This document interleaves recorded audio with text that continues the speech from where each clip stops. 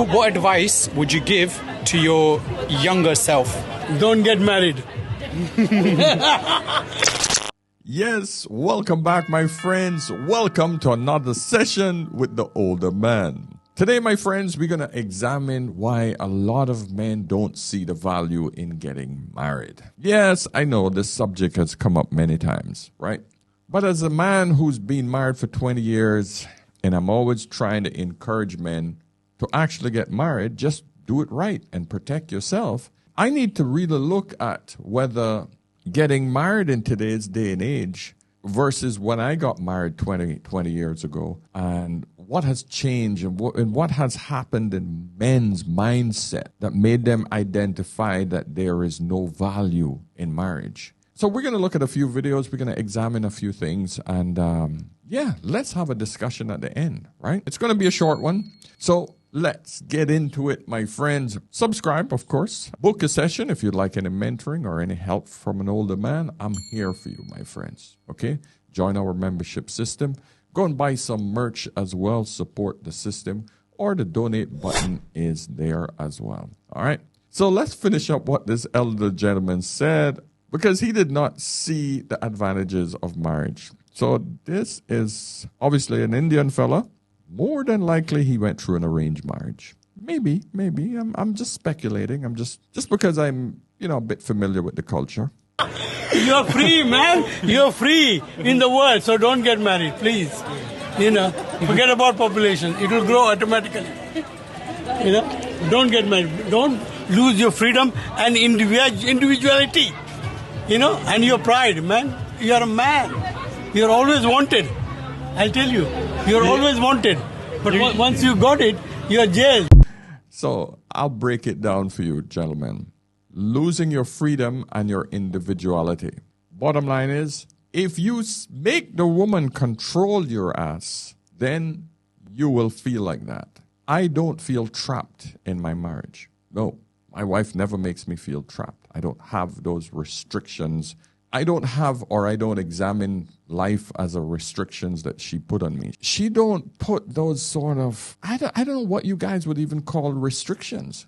I have no desire to go out hunting women at night looking for panani. No, I don't, right? I've done that so much when I was younger. I went through that phase.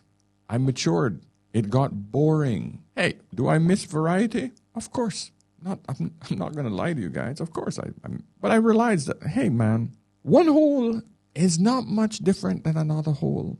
And it comes with less risk, less chances of getting any diseases, or some neurotic, some crazy ass woman who wants to freaking try to take your life away from you. Meaning, I'm going to tell your wife, I'm going to do this. I don't have time for that shit. I focus my energies elsewhere. Focusing on my photography. I still love my photography. I love making content. Love it. I love hitting the gym. I love taking care of my body. I have 2 beautiful daughters. I love spending time with them. So I've given up certain things that used to be fun, and I've exchanged them with other things that are fun. And I actually love spending time with my wife. Listen, she's a pain in the ass like every other woman. But the other, maybe 60, she's going to listen to this, 60% of the time, she's great. I love it. So I got to realize I got to take the good with the bad, man. That's just life. But that's with everything that exists. It's nothing I love more than knowing that she's there. She don't have to be in the room. She could be upstairs. She could be somewhere else. But just knowing that she's there. Love the little interactions, the little slap on the ass, we just have our little thing that we do, which we both enjoy. So when he says freedom, that means he has made the woman control his life. And that's what I tell you, my friends, don't ever let that happen, because you will be in an unhappy marriage. If your wife is disobedient, rude, abusive, not kind, not a good wife, ditch her, yahi. What are you keeping her for? You're still young. Marry someone else. See, it is demand and supply. Don't laugh. I know you will hate me for this. Anytime I write on Twitter, people attack me like this. They don't understand. They don't have knowledge. It is demand and supply. There are so many women out there you can get married to. And if you get married to, a woman's best strategy is to be a slave in the house. Sheikh, where is women power? Not here. If you manage to be submissive and treating your husband with humility and weakness, he's like a ring in your finger. But if he marries another man in the shape of a woman, he says, do this. Why don't you do that? Okay, can you do this? No, you do that. And she is another man in his house. This is not a healthy marriage. Yes, he is obliged to be kind to her, to love her, to shelter her, to provide for her. But at the same time, she's also obliged to be feminine, to be a woman, to be fragile. If they manage to have this chemistry, you have a long, successful marriage, inshallah. There we go. The Imam said it perfectly. For those of you that don't know what an Imam is, he's a preacher, but in Islam. A wise man indeed. Yeah, I think he said it best. I don't have to add to that. Girl, do you not realize how bad you're fucking up right now? Seriously. He is trying all he can to show you that he loves you and that he's there for you, trying to be your shoulder to cry on through all your overthinking and your crazy moments. And you're pushing him away. For what? He is so rare to come by. Guys who actually give a fuck are so rare to come by, and you're just pushing this one away like he's nothing. Why? Everybody I know, they always ask, where are the good guys at? Hun, he's right in front of you. Don't fuck it up. If you love him like you tell him you do, then fucking show it. Don't keep pushing him aside, because all that's gonna do is make him think that he's not appreciated. It's just gonna show him that no matter what he does, it's not gonna matter, because he's gonna get played. That's when you create fuckboys. Don't fucking ruin a good guy because you're too selfish to realize it. Oh, I tried to cut out the music and try to get her voice to come out because the music was really loud. Here's a woman that identifies, and she's probably been through it. I can hear the emotion in her voice where she was messing up on her marriage. This is the realization that most women do not come by. I want you ladies to try to think about it from this perspective. Remember when you first met your man, your husband? Remember when you were hoping that he would ask you to marry you? Remember when you couldn't find a man? Remember when you were literally begging for a man like this to be in your life, and then you finally got him. Then when you got him, you took it for granted. This is the problem. We tend to take our partners for granted. Over time, it almost feels like, yeah, this is the way it should be. This is the way everybody should feel. So what? This isn't special. Trust me, it is very special. Just because you have it every day and it's lost its oomph doesn't mean it isn't special. Wait till that shit is gone and then you'll understand how important it was. Finding a good man is rare. Finding a good woman is even more rare, gentlemen. So the quote says, every time I addressed something that bothered me, I became the problem. Ooh, that's powerful. This is the kind of lack of accountability and gaslighting that women do to men. Very common in this day and age of feminism. Women can never be wrong. So please take this very important lesson, ladies, because you all do it more than men, a lot more. When a man comes to you with a problem, don't try to turn it around as if it's him that is doing it as well. And then when he responds in anger and frustration, then you start to accuse him of being angry. Why are you getting so angry? This is what I don't like about you, because you always get angry whenever I talk to you. He came to you with a problem now, and all of a sudden, he's the problem because he's responding to your negative response. It's not negative. I just said, why does he not look at what he does as well? No, He came to you with a problem. You address his problem. Forget about you right now. If you had come to him with a problem, you would expect him to address your problem, not say to you, but what about me? Whataboutism is one of the most destructive force in all of relationships. Ladies, if a man comes to you with a problem, address his problem. Gentlemen, if she comes to you with a problem, address her problem. After the problem has been addressed, then you deal with anything else after that. Preferably not in the same time or at the same time. Fix one problem at a time. That's the best way to resolve problems. Okay? I'm never going to get married. I don't want to get married. There's no benefit for the man. He only has everything to lose. A man can be completely faithful to his wife, provide, protect, take care of the kids, obviously when he's not working, whatever. And the wife can step out and cheat. And what's the result of that? Man has to pay alimony, has to pay child support, loses his house, loses the cars, loses everything. Why? What's the point? And then, it's a coin flip. Flip a coin if your marriage is going to work. Those are the odds. Those are the chances. If you want to get married, cool. Throw a wedding, put the rings on each other, say your vows, you're married. You don't have to submit nothing with the courts. Yeah. Am I alone? The only reason why somebody is not okay being alone is because they're not okay with themselves. I agree. That's it. If you're not okay being alone, you have issues with yourself that you need to take. Now that is so true. There's no real benefit to a man getting married unless he wants to have kids. And even then, he can do it outside the boundaries of the legal issues with the courts. But that comes with a whole different set of problems legally. But you can always address all of these with a legal binding contract between you and your wife. If you die, this is where your assets will go. If you're ever in the hospital and you're in a vegetative state, the so-called wife has permission to do X, Y, Z. You don't have to legally be bound by a contract written by the state. Because when you do get married, you don't just get married to the woman, you get married to the state. This is what a lot of people fail to recognize. The woman knows it because, like he said, the state's on her side, never on the man's side. You see, there's no advantage to the man because the man is married to two people, the state and her. The worst thing that you could do is make a man feel like he's not enough. That is the worst thing you can do. You make a man feel like he's not enough, regardless of how you do it. You should be going out of your way to make your man feel like he's the greatest person in the world. That is so true. If you want a man to be out there busting his butt for you, you better make him feel that he is everything to you. He is your plow horse.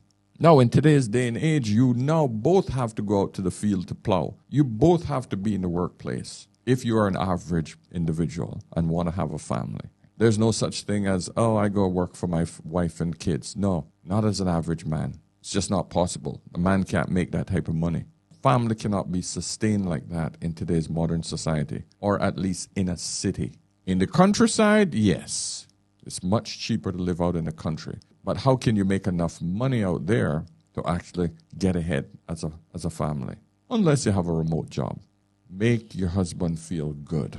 You'll get much better results from him. This is why I don't have a girlfriend. I don't have a girlfriend because I know that deep down in my heart, I'm an amazing boyfriend. I really am. I'm amazing at that shit. I'm so great at it. And that's why I don't do it, because I know that being a great boyfriend is exhausting. It's a lot of work, so that's why I don't do it. Really, man, it's a lot of work, man. To be a great boyfriend, you gotta answer questions you don't have the answer to. Girls ask a lot of questions, a lot of heavy questions too, questions like, what are you thinking? Nothing. Do you believe that? You're thinking nothing right now? And they don't stop there. It's deeper, existential questions, Questions like, what's wrong? I don't know what's wrong. That's why I'm watching the game. Hopefully I'll forgive my father by halftime. Oh, that's funny, but it's true. When my wife see me freaking sitting quietly, which is rare, yeah, she don't bother me. She's an avid reader, so a lot of times when she's sitting, she's reading. Of course, I like to disturb that. She loves to have a coffee, latte, sit, read a book. I can't let that sit. I gotta go disturb that every once in a while, you know. All jokes aside, you know, it's always usually like, you know, I go over, give her a kiss on the forehead, but it's a long kiss, shaking her head a bit with it, you know. It just sort of that frustrating kind of way, because that's what I do. But the point is that we do get peaceful times together where I'm just sitting on one chair, she's sitting on the other chair. We don't say shit to each other, but we're just happy that we're both together. That's it. Especially if the teens are out of the house and they're gone to their friend's house and we got the house on our own. Oh, yeah. Can't beat it. Most people, when they say, I love you, they don't really love you. They love what you can do for them. They love what they can get from you. They have a feeling of love. But love is sacrificing yourself for the sake of someone else. I had to learn to love my wife. As a 20-year-old boy, I didn't really love her. I loved what she could do for me. I didn't really understand what it meant to love. It wasn't until about 5 years into marriage that I learned what it looked like to sacrifice my wants, my needs, my desires for her sake. Even if she never, quote unquote, met the deepest desires of my heart, it's not about me anymore because I've been loved by him. And so because I've been completely and totally loved by him, I can lay my life down and begin to actually love her for her instead of for me. There's a lot of depth in that message. The reality of it is, even us men, we love because what she does for us. No, that don't mean cooking and cleaning. That means that she brings us peace. That feminine energy, that is priceless. That sort of comfort, what I just described, where when she's in your presence and not uttering a word, that is priceless. Most women can't do that. Thankfully, I found a woman that could do that. Just sit, peace, read a book, be quiet, just be there. She loves it. That in itself is something that she contributes to the relationship. She gave me 2 beautiful kids. That's her contribution to me. Was it something that she got out of it as well, her DNA to be passed on? Yes, but she chose to give her womb to me. Only 60% of men get to actually pass on their DNA throughout history. I think that's the average. I'll Google it and I'll put up the real number here. But the point is, I get to be one of those men. There's a time when a man has to ask himself whether he wants a life of happiness or a life of meaning. I'd like to have both. Can't be done. 2 very different paths. I mean, to be truly happy, a man must live absolutely in the present. No thought of what's gone before and no thought of what lies ahead. But life of meaning, a man is condemned to wallow in the past and obsess about the future. Powerful, powerful, well said. A life of meaning or a life of happiness? Can you have both? I argue that you can, because what gives me meaning is also what gives me happiness. Doing this channel, for example, it gives me meaning. It allows me to get a message across to you all, helping society, contributing, meaning. But it also makes me quite happy, brings me happiness. So, but I understand what he's saying, because there are men who obsess about either being happy or really looking for meaning. Meaning also purpose. What is your purpose? But you must have purpose in order to have a fulfilling life. Does that mean happy? You be the judge. It's not for me to say. I just gave you an example where I feel happy when I have a life of meaning or purpose. Rula, are you married? Yes. Cool. Yes. Is he happy? Oh, that's a weird question. Usually they ask if I'm happy. Yeah, but like, it's a different kind of an interview. I'm just, you know, because he's not here, like, I want to show my care for him as well. Mm. Is he happy? Your answer is yes, no. You don't wanna answer that question? No. I think it's okay. I think we got the answer. Who we? That's me and the camera guy. You got it, bro? Yeah. Well, fuck you, Yash. And fuck you. I don't know whether that's a skit. I've played it on this channel once before, but But it demonstrates a very, very sinister way that women look at men. They never consider whether he's happy or not, as long as she's happy. That's it. Because that's how society has bred her to be. Society have only considered her happiness. Men don't deserve to be happy. He's the workhorse. He's the plow horse. He's the man that goes out and become unhappy so that she can be happy. As long as he takes care of wife and kids, to hell with his happiness. And that's why we're in this shit right now. And you know, this is fine for men. We were never given this thing that, oh, we should be happy. We don't consider that shit. Men in the freaking coal mines getting black lung, men on the freaking oil fields, men in the jungles hacking through freaking jungle getting malaria to build freaking roads, men out in the desert. I mean, there's nothing about a man's happiness. That has never been the point. But he was respected by his wife. That is what brought him joy. He was appreciated by his society. His wife and kids respected him. But that doesn't exist anymore. That's where the freaking problem lies. And that's why men are saying, what sense does it make to get married? Why? This little piece right here demonstrates everything about where we are in our society, in relationships, and when it comes to marriage. Men make more money, they think about their families and upgrading their lives. But when women make more money, they think that they don't need a man. Let me explain. When men make more money, they think about a bigger house, a better car. What are they bringing to the table to make the family dynamic better? But you can't say that for women.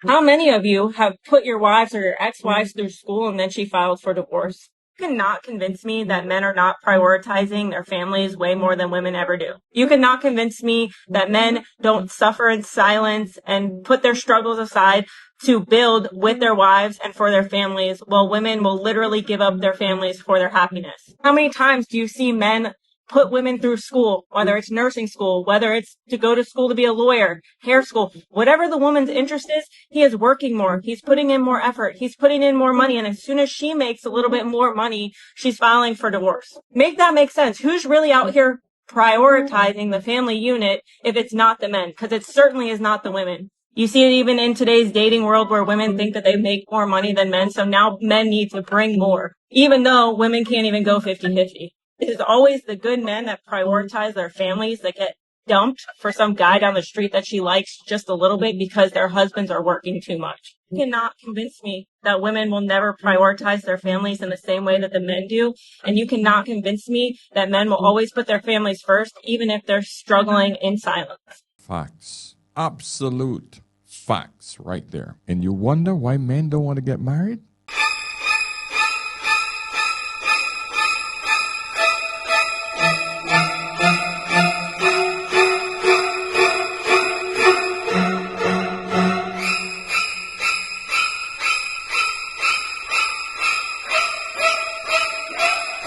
And you wonder why men don't want to get married. Oh, my friends. Okay, listen, I'm going to shut it off there.